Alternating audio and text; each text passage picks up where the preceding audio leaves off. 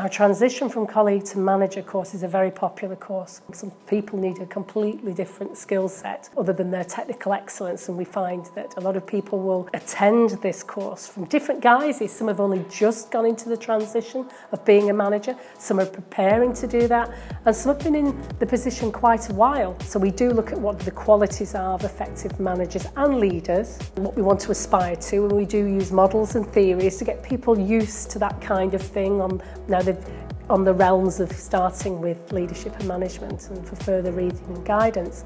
But we apply it at a practical level, and we can also look at doing scenarios and case studies. So they get the opportunity to deal with the things that you're here to learn about. How do I deal with difficult situations or things don't feel as confident with? And that's really what it's for.